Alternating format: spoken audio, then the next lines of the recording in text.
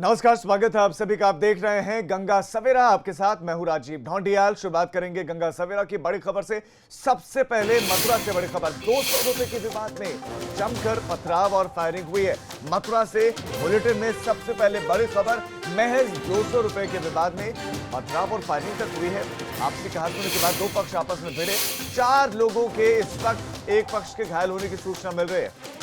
सिर्फ 200 रुपए का विवाद और उसके बाद पत्थर चले, फायरिंग हुई।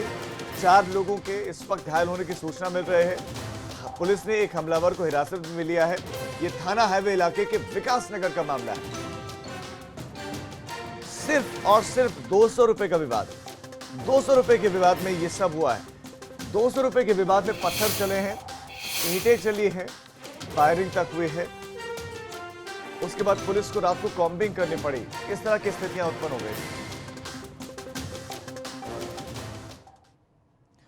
अब बड़ी खबर कन्नौज से, जहां पर कार में हादसे के बाद आग लग गई। ये बड़ी खबर कन्नौज से मिल रही है।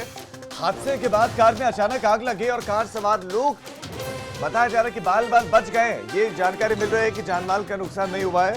कार में बैठे हुए लोग बाल बाल बच गए, लेकिन आग की लपटें सब कुछ बयां कर रहे हैं।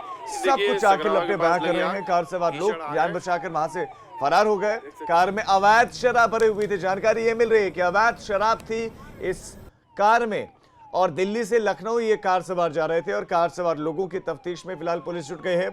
तो ये गाड़ी दुर्घटनाग्रस्त हुई। बताया जा रहा है कि शराब, अवैध शराब भरे हुए। तो हो सकता है कि जो गाड़ी में सवार थे वो नशे में रहे हो, हादसे का शिकार हुए। उसके बाद गाड़ी में जबरदस्त आग लग गई और जो गाड़ी में बैठे हुए थे सभी लोग फरार हो गए। बड़ी खबर गोरखपुर से मिल रही है, जहां पर 5वीं के छात्र का अपहरण हो गया। बताया जा रहा है कि अपहरणकर्ताओं ने पिता से फिरौती की रकम भी मांगी है और फिरौती 1 करोड़ रुपए की। 5वीं के छात्र का अपहरण हो गया है। गोरखपुर से यह खबर।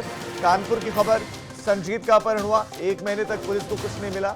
उसके बाद कानपुर देहात में ब्रजेश पाल नाम के शख्स का अपहरण हुआ। 10 दिन उसको बीत गए हैं, अभी तक कुछ नहीं मिला है। और ये इस वक्त बहुत बड़ी खबर मिल रही है गोरखपुर से। 5वीं के छात्र का अपहरण हो गया। 1 करोड़ की फिरौती मांगी गई है। पिपराइच पुलिस और एसटीएफ तलाश में जुटी है छात्र के। मुर्गा कारोबारी है, मोबाइल दुकानदार है, प्रॉपर्टी डीलर से फिलहाल पूछताछ की जा रही है और हिरासत में तीनों को लेकर पूछताछ की जा रही है। और बिना देर किए सीधे रुक करते हमारे संवाददाता नीरज श्रीवास्तव का, जो गोरखपुर से ही हमारे साथ जुड़ गए हैं। नीरज, बच्चे के बारे में बताइए, उनके परिवार के बारे में बताइए। कब से लापता है, आखिरी बार कब बात हुई थी बच्चे से, फिरौती की कॉल आई है, क्या क्या डिमांड की गई है और पुलिस क्या कर रही है? अभी हमारी पुलिस के आला अधिकारियों से बात हुई है और अगर कानपुर और गोंडा को देखें, जिस तरह से अपहरण की वारदात को अंजाम दिया गया, लेकिन एसटीएफ ने जिस तरह से बरामद किया बच्चों को, तो उससे देखते हैं तो काफ़ी मुख्यमंत्री का शहर है और बहुत ही गंभीर ये मामला है। पिपराइच पुलिस से अभी हमारी बात हुई है। एसटीएफ को भी लगाया गया है और ये बच्चा जो है 4 बजे के करीब कल दोपहर में ये अपने दोस्तों के साथ खेलने के लिए निकला है। इसके परिजनों ने बताया है कि फिरौती के लिए फोन भी आया और इसी वजह से 1 करोड़ की फिरौती का और अपहरण का मुकदमा दर्ज कर लिया गया। फिरौती मांगी गई है और काफी गंभीर ये प्रकरण है। अगर बात करें, मुख्यमंत्री का शहर है, यही वजह है कि एसटीएफ को भी इस मामले में बच्चे की खोज के लिए लगाया गया। अभी तुरंत हमारी आला अधिकारियों से बात की। उनका कहना है कि जब तक बच्चा सकुशल मिल नहीं जाता है तब तक कुछ भी कहा नहीं जा सकता है, क्योंकि बताया जा रहा है कि 2 साल पहले ये बच्चा घर से भाग भी गया था। तो एक पॉइंट ये भी पुलिस लेकर चल रही है, लेकिन फिलहाल जो प्रदेश में स्थिति है उस स्थिति को देखते हुए एसटीएफ पूरी तरह से गंभीर है। इस मामले को लेकर पुलिस भी पूरी तरह से गंभीर है। ठीक है नीरज, आप नजर बनाए रखें इस खबर पर। हम आपसे आगे भी अपडेट लेते रहेंगे। फिलहाल आपके इस तमाम जानकारी के लिए धन्यवाद। तो बच्चा, 14 साल का बच्चा किडनैप हो गया है और ये बताया जा रहा है कि फिरौती की कॉल आई। कहा गया कि 1 करोड़ रुपए दो और अपने बच्चे को लेकर जाओ। पुलिस और एसटीएफ अब तेजी से बच्चे की तलाश कर रहे हैं, क्योंकि प्रदेश में कानून व्यवस्था पर सवाल लगातार उठ रहे हैं, क्योंकि एक के बाद एक इस तरह की घटनाएं अब सामने आ रही हैं। कासगंज का जरा रुख कर लेते हैं। बड़ी खबर कासगंज से भी, जहां पर पुरानी रंजिश में 2 गुटों के बीच में फायरिंग की खबर मिली है। कासगंज से खबर, ताबड़तोड़ गोलियां चली है। पुरानी रंजिश में ये 2 गुटों के बीच में फायरिंग हुई है। 3 लोगों की मौके पर ही मौत की खबर मिल रही है। 3 लोगों की मौत हो गई है आपसी रंजिश में इन लोगों ने फायरिंग की और 3 लोगों की मौत हो गई है। मेडिकल कॉलेज कुछ घायलों को रेफर किया गया है और 8 लोगों को हिरासत में लिया गया। पुलिस ने 8 लोगों को हिरासत में लिया है। सोरो थाना इलाके के होडलपुर गांव का मामला है। बताया जाता है कि 1 साल पहले कासगंज के सोरो थाना इलाके के होडलपुर गांव में लड़का लड़की की डेड बॉडी मिली थी। एक युवक और युवती की डेड बॉडी मिली थी, का शव मिला था, जिसमें 302 का मुकदमा लिखा गया था और एक पक्ष उसमें जेल भी गया था। उसी रंजिश में ये गोलीकांड हुआ है, ऐसा बताया जा रहा है, दावा किया जा रहा है। हमलावरों ने एक व्यक्ति को कई राउंड फायर किया है, गोलियां मारी और हत्या करके वो आराम से फरार होगा। ये होडलपुर गांव है, सोरो थाना क्षेत्र में पड़ता है और ये हम लोग को सूचना मिली थी कि यहाँ पे गोलीबारी हुई है कल। तो यहाँ पे मौके पे आए हैं, मैं अभी मौजूद हूँ, डीएम साहब भी मौजूद है, पूरा फोर्स यहाँ पे मौजूद है। ये पता चला है कि पूरी एक रंजिश चली आ रही थी और उसी रंजिश को लेकर ये आज झगड़ा हुआ है और उसमें गोली फायर हुई है, जिसमें मौके पर 3 लोगों की मृत्यु हुई है।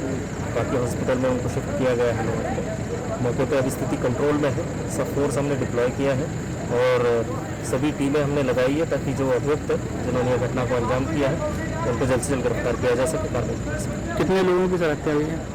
यहाँ पर अभी जो प्रिलिमिनरी जानकारी मिली है कि 3 लोगों की हत्या हुई है और एक व्यक्ति जो हॉस्पिटल में शिफ्ट किया गया है, चौथा है। क्या कोई आरोपी पकड़ा गया है? अभी पूरी टीम लगी है, जल्दी गिरफ्तारी की जाएगी, कार्रवाई।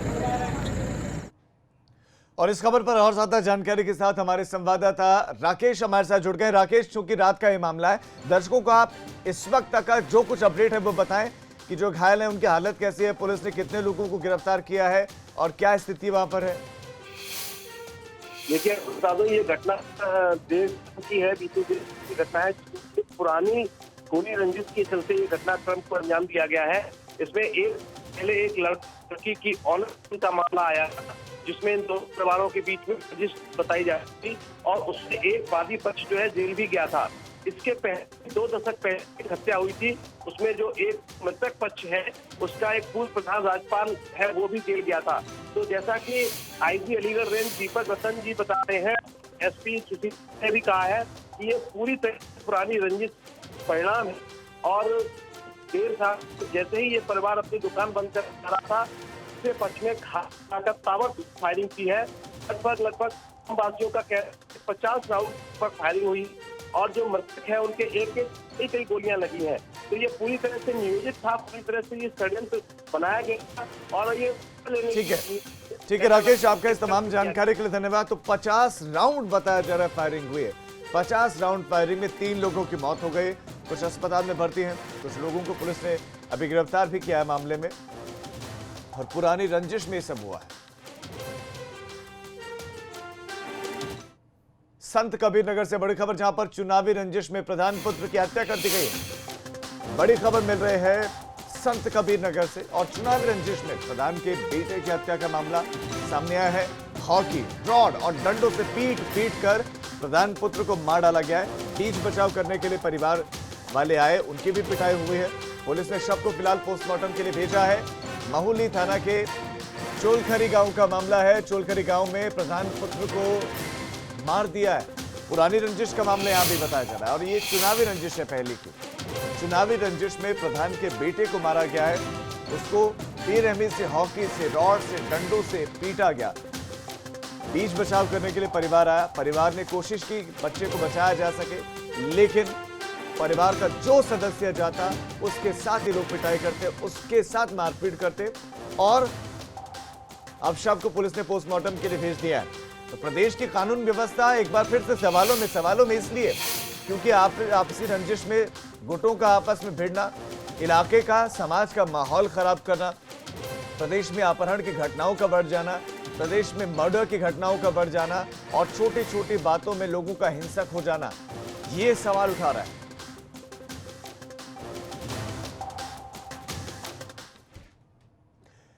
अब अमरोहा से बड़ी खबर, जहां पर फौजी ने युवक को गोली मार दी है। बताया जा रहा है कि छुट्टी पर यह फौजी आया हुआ था और युवक को फौजी ने गोली मार दी और गोली लगने से हालत युवक की अभी गंभीर है। आरोपी रिंकू फौजी गोली मारकर फरार हो गया है। एक फौजी ने एक युवक को गोली मार दी है और उस युवक की हालत गंभीर बनी हुई है और फौजी का नाम रिंकू बताया जा रहा है। आरोपी फौजी रिंकू गोली मारकर फरार हो गया और मौके पर पुलिस पहुंची है, जांच में जुटी हुई है। अमरोहा के थाना बछरायों लंबिया गांव का मामला है, जहां पर फौजी एक छुट्टी पर आए फौजी रिंकू ने एक युवक को गोली मार दी। अफसर अली संवाददाता और ज्यादा जानकारी के साथ जुड़ गए। अफसर अली, क्या आरोपी फौजी को पकड़ा गया है या नहीं, पूरा विवाद बताइए, मामला बताइए, और इस वक्त पीड़ित की हालत कैसी है? देखिए राजीव, मैं आपको बता दूं, ये जो फौजी है ये छुट्टी पर आया हुआ था और रिंकू फौजी छुट्टी पर आया हुआ था। जिस युवक को गोली मारी, बताया जा रहा है कि पुरानी रंजिश के चलते इनमें कहा सुनी हुई थी, जिसपे बच्चे को ट्यूशन पढ़ाकर घर लौट रहा था, तो वहीं रास्ते में चौराहे पर फौजी ने गोली मार दी थी। इसकी हालत जो है काफी गंभीर थी। जिला अस्पताल से मेरठ रेफर कर दिया है, जहां इसकी हालत अभी भी नाजुक है। और जो आरोपी फौजी रिंकू है वो पुलिस की पकड़ से अभी दूर है। हालांकि पुलिस लगातार इसकी छानबीन कर रही है, लेकिन अभी तक आरोपी रिंकू जो फौजी है वो पुलिस की पकड़ से अभी दूर नजर आता दिखाई दे रहा है। जी, अफसर अली, आपका इस तमाम जानकारी के लिए धन्यवाद। छुट्टी पर आया हुआ था ये फौजी, और ये बताया जा रहा है कि इनके बीच में पहले की कोई रंजिश थी और उसी रंजिश में ये गोली मारी गई है। वो युवक ट्यूशन पढ़ा कर लौट रहा था और उसको गोली मार दी गई और इस वक्त जिला अस्पताल से मेरठ रेफर कर दिया गया है पीड़ित को, घायल युवक को।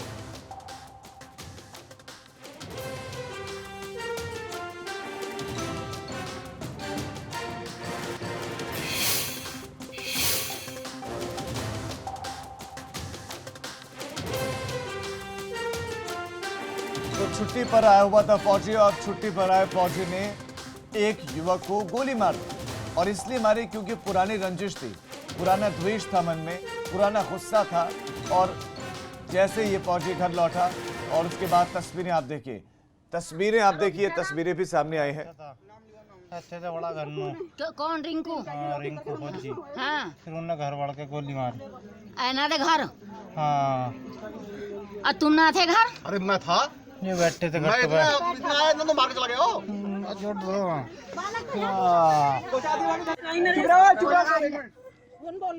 बोल तू मैं श्वास भरना जीरे घर था। हाँ, और वो कितना था?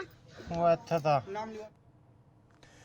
खबर अब कानपुर से। बर्रा अपहरण कांड का एक और ऑडियो वायरल हुआ है, एक और ऑडियो सामने आया है, ये हम आपको सुनाने भी वाले हैं। बड़ी खबर इस वक्त आपको देने, बर्रा अपहरण कांड, जहां पर संजीत की हत्या की जानकारी पुलिस 1 महीने के बाद ला पाई, शव अभी तक बरामद नहीं कर पाए। इस बीच में एक ऑडियो वायरल हुआ है, तत्कालीन एसओ रंजीत राय की संजीत के पिता के मित्र से बातचीत। आपको सीधा ये वायरल ऑडियो सुनवाते हैं। कि पैसा रुपया देने वाली बात कहाँ से आ गई, जब पैसा तुम ले गए नहीं, पैसा कहीं दिए नहीं, इस तरह की बातें फैला करके इससे लाभ क्या मिल रहा है इनको? भाई हमारे बारे में बता रहे हो, मैडम के बारे में बता रहे हो, तुम ये बताओ कि हम लोग तुम तो देख ही रहे हो ना हम लोग किस तरीके से लगे हुए हैं। अच्छा, तुमको अगर हम सुनो, अगर मान लो हम पे विश्वास नहीं है कि चलो साहब पे विश्वास नहीं, हो सकता है आदमी को कभी कभी नहीं लगता है, तो तुम किसी और के लिए कह दो कि साहब चुपचाप जाओ, साहब से मिलो कि साहब इसमें सोजी लगा दीजिए, जबकि लगी हुई है, सोजी लगा दीजिए, सर्विलांस लगा दीजिए, या साहब कोई और अच्छा काबिल लगा दीजिए, साहब मेरा लड़का मिल जाए। लेकिन ये जो तुम लोग जाकर के मीडिया में कह रहे हो, हम रहें, देखो हमारी तो नौकरी है, हम आज यहाँ हैं, कल नहीं रहेंगे, लड़का तो तुम्हारा है ना, रिस्क तो तुम्हारा है। तो ये बताओ कि इस तरह की बातों को करने से किसका नुकसान किसका हो रहा है फाइनली, ये बताओ। लेकिन बहरहाल तुमको पैसा जब लेके ही नहीं गए तो पैसा वाली बात क्यों हर जगह फैला रहे हो कि पैसा ले गए, पैसा ले गए। तो ये वो वायरल ऑडियो है जिसमें रंजीत राय तत्कालीन एसओ बर्रा के वो चमन लाल के साथी के साथ बात कर रहे हैं। हालांकि अगर आप इस बातचीत को सुनेंगे तो इसमें ऐसा लग रहा है कि रंजीत राय उनसे बात कर रहे हैं और इस सिलसिले में कर रहे हैं क्योंकि परिवार ये दावा कर रहा है कि हमने पैसे दिए और 30 लाख की रकम दी, और रंजीत राय ये कह रहे हैं कि जब आपने पैसे नहीं दिए तो आप क्यों मीडिया में इस तरह की बातें फैला रहे हो, क्यों इस तरह की बातें करो कि आपने पैसे दिए। सवाल इस ऑडियो के बाद फिर ये उठता है कि क्या वाकई पैसे दिए गए थे या नहीं दिए गए थे, क्योंकि बड़ी कंफ्यूजन की स्थिति क्रिएट की गई।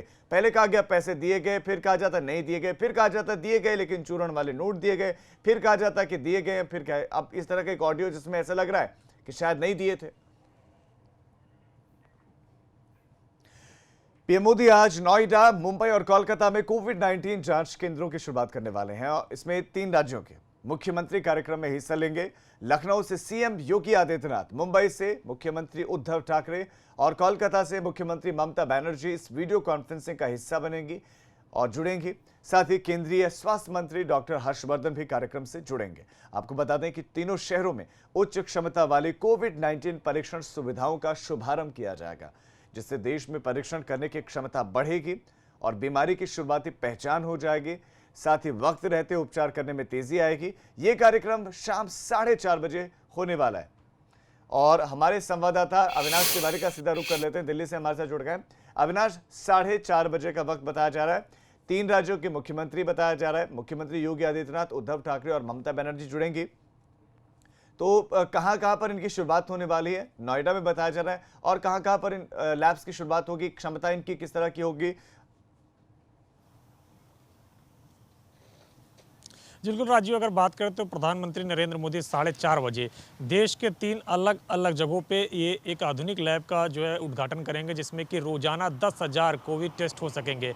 नोएडा की अगर हम बात करें तो नोएडा में ये national institute of cancer and research centre है, जो कि ICMR द्वारा ही संचालित है। ICMR जो कि भारत में सर्वोच्च संस्था है मेडिकल के लिए, उसी के दिशा निर्देश पर तमाम सारे डॉक्टर्स लोग काम करते हैं, उसी के द्वारा ये संचालित है इंस्टीट्यूट। और यहीं पर अगर बात करें तो बनाया जा रहा है 10,000 रोजाना टेस्टिंग लैब, यानी कि जो ग्रेटर नोएडा और नोएडा तमाम दिल्ली NCR में जो तमाम सारी दिक्कतें थी, खासतौर से अगर नोएडा ग्रेटर नोएडा की बात करें, लगातार केसेस बढ़ रहे थे और यहाँ पे टेस्टिंग की उस तरीके की सुविधाएं, लोगों को तमाम शिकायतें भी आ रही थी कि टेस्टिंग की सुविधाएं नहीं मिल रही है। अब उनकी शिकायत दूर होगी, क्योंकि यहाँ पे 10,000 रोजाना टेस्ट किए जाएंगे और एक दिन में लगातार जो है 10,000 टेस्ट करने के बाद उनकी रिपोर्ट दी जाएगी। और यहाँ पे खासतौर से बात यह है कि जो भी लोग आएंगे सभी के टेस्ट किए जाएंगे, यानी कि अगर किसी को सिम्टम्स हल्के हैं या किसी को ऐसा लग रहा है कि वो कोविड-19 के जो मरीज हैं उनके संपर्क में आया है या हाई रिस्क में है, तो उनके भी यहाँ पे टेस्ट किए जाएंगे। जाहिर तौर से बात है, जिस प्रकार से कोरोना महामारी फैल रही है, इस तरीके की जो एक पहल है और यानी कि ऐसे वक्त में बहुत महत्वपूर्ण हो जाता है, क्योंकि दबाव भी इससे कम होगा दूसरी लैब्स पर। आपका अविनाश इस तमाम जानकारी के लिए धन्यवाद। तो 10,000 रोजाना ये लैब्स जांच कर सकेंगी, यानी कि अगर आप जांचना चाहते हैं कि आप कोविड पॉजिटिव हैं या नहीं हैं, रिपोर्ट जल्दी आ जाए, तो इन लैब्स की शुरुआत आज होने जा रही है। 4:30 बजे प्रधानमंत्री इसका शुभारंभ करने वाले हैं। बहरहाल अब एक छोटे से ब्रेक के लिए हम रुकने, ब्रेक से लौटेंगे तो बात करेंगे अयोध्या की। कैसी लग रही है अयोध्या, दिखाएंगे आपको।